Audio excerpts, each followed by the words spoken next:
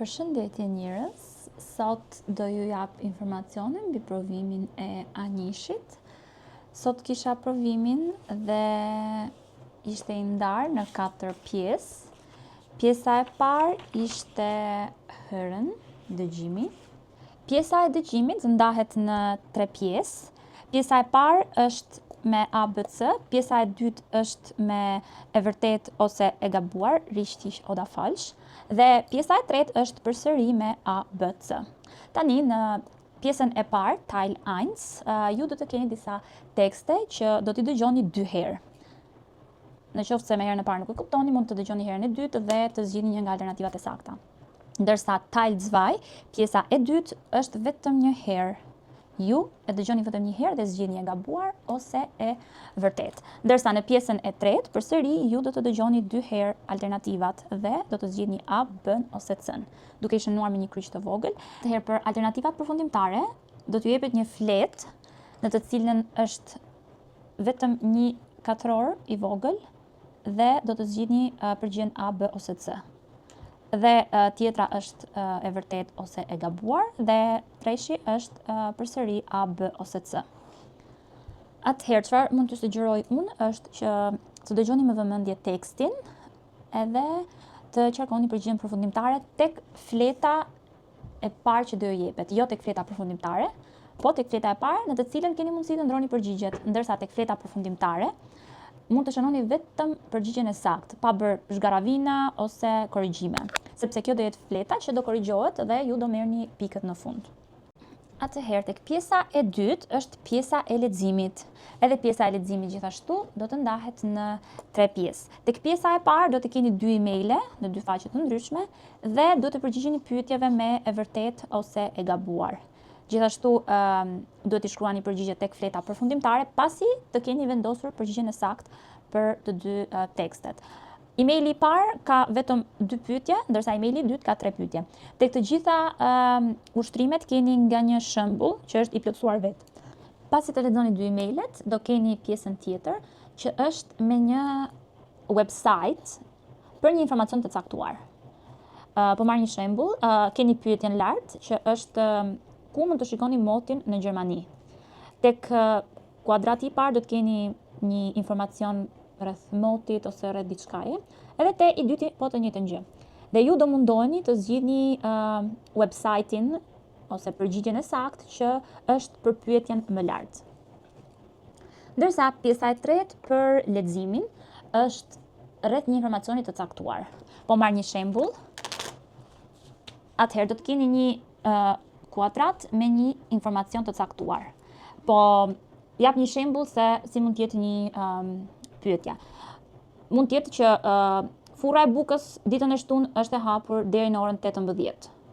Dhe poshtë do të keni pyetjen dhe pyetja mund të jetë ditën e shtunë furra e bukës është hapur deri në orën 20. Domethënë e vërtet apo e gabuar dhe do zgjidhni përgjigjen e saktë. Gjithashtu këto përgjigje do vendosen tek fleta përfundimtare duke bërë me kryq kuadratin e saktë. Tani pjesa e tretë që është tek fleta është shkrimi.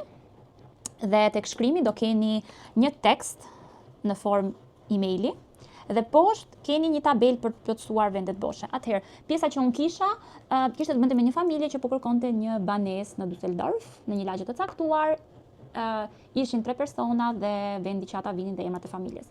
Dhe për të plotësuar poshtë kisha lagjen, të cilën e gjeni informacionin po në tekst, kisha për të plotësuar numrin e shtëpisë që është po në tekst, emrin e fëmijës, prap është po në tekst, dhe informacionin tjetër që ishte rreth qytetit, që gjendet po në tekst.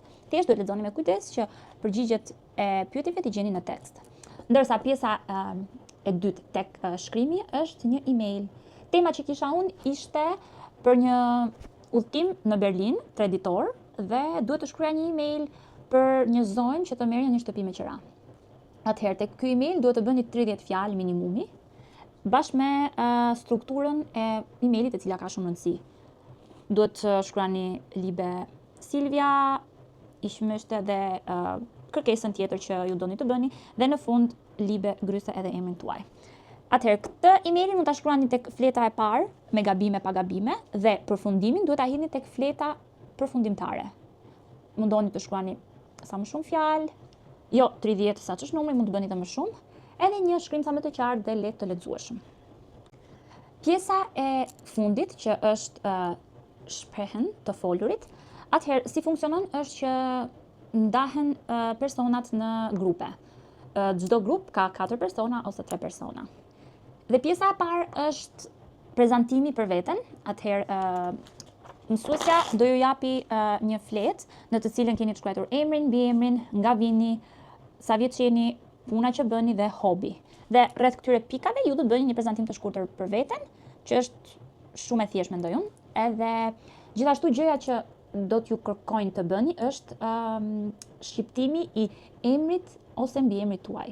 Mund të jetë edhe shqiptimi i vendit nga vini, por zakonisht mësuesit kërkojnë shqiptim të emrit ose mbiemrit dhe leximin e një numri. Atëherë, tek grupi që kisha unë, Zysha na dha një fletë me 4 numra dhe secili nga ne lexonte një numër telefoni. Ka raste kur mund t'ju pyesin për numrin tuaj të telefonit ose për postkodin e lagjes ose numrin e shtëpisë. Çfarë mund t'ju sugjeroj unë për numrin e telefonit që do lexoni është që numrat t'i lexoni një nga një. Pra, në qoftë se numri është 24567, do e lexoni 24567, jo 24567, sepse ky është rregull i pashkruar, le të themi, që numri i telefonit lexohet një nga një dhe është më lehtë për juve. Më kollaj keni të lexoni numrat tek e tek sesa një numër bashkë të gjithin. Atëherë pasi bëm prezantimin për veten, leximin e numrit dhe shqiptimin e emrit ose mbiemrit, do kalojmë tek pjesa e dytë. Tek pjesa e dytë, mësuesja të jep disa kartona të vegjël për të zgjedhur dhe ti duhet të bësh një pyetje rreth kësaj teme. Atëherë tema që ne kishim ishte familja dhe gjithsecila nga këto kishte një diçka të ndryshme. Atëherë, e para mund të ketë zhvesta, pra motra, mund të ketë prindrit, mund të ketë vëllai, bruda ose oma, gjyshja. Dhe duhet të bëni një pyetje shokut që keni ngjitur rreth kësaj tabele. Po marr sikur fjala është bruda dhe ti mund ta pyesësh shokun që ke ngjit, a ke vëllezër, sa vëllezër ke, si quhet vllai jot, pyetje të thjeshta dhe personi përgjigjet. Personi tjetër bën një pyetje për shkrimin që ka në tabel, edhe me radhë kështu të gjithë. Pastaj, pjesa e dytë është për kohën e lirë. Nuk është më tema familja, por është Freizeit. Koha e lirë. Tek koha e lirë mund të kemi një tabel me fundjavë, kohën ende, mund të kemi një me hobi, mbasdite, nesër mund të jetë çfarë do lloj fjalie dhe ju do të bëni një pyetje rreth kohës së lirë. Çfarë mund të bëjmë një pyetje këtu është që si e kaloni kohën e lirë në fundjavë ose çfarë hobish bëni në kohën e lirë dhe shoku do përgjigjet me radhë.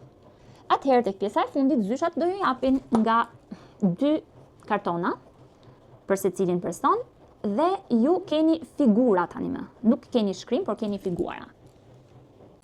Nuk keni një shkrim, por keni figura. Tek fotoja e parë mund të jetë një gotë me ujë dhe ju duhet të bëni një lutje, jo një pyetje. Mund të jetë një fjali e tipit që do doja një gotë me ujë të lutem. Ich möchte ein Glas Wasser bitte. Nuk duhet të bëni pyetje, sepse nuk quhet si e bërë me sukses. Pasi të mbaroni të gjithë me radhë, do bëni dhe të dytat. Unë kisha një foto të një filxhani me kafe dhe një orë. Dhe statement ose fjalia që bëra unë ishte që dua një kafe të lutem dhe tek ora bëra një fjali që unë dua të largohem në orën 11 të lutem. Nuk ka rëndësi situata, mund ta imagjinoni sikur jeni në punë, sikur jeni në shkollë, mjafton të krijoni një fjali si në formë lutje, jo në formë pyetje. Nuk mund të bëni një fjali të tipit a mund të më japësh një kafe, a mund të më japësh një gotë ujë, duhet të bëni një statement, një pohim me lutje. Atëherë këto ishin të gjithë informacionet rreth ushtrimeve më saktë që do bëni. Atëherë pjesa e parë që ishte dëgjimi ka 20 minuta, pjesa e dytë që është leximi ka 25 minuta, Pjesa e tretë është shkrimi, ka 20 minuta, dhe pjesa e të folurit varet se si ecën grupi me ritmin e punës. Mund të ndodhi që mbaron shumë shpejt, ndodh që zgjat pak më shumë 20-25 minuta, por nuk është shumë e gjatë.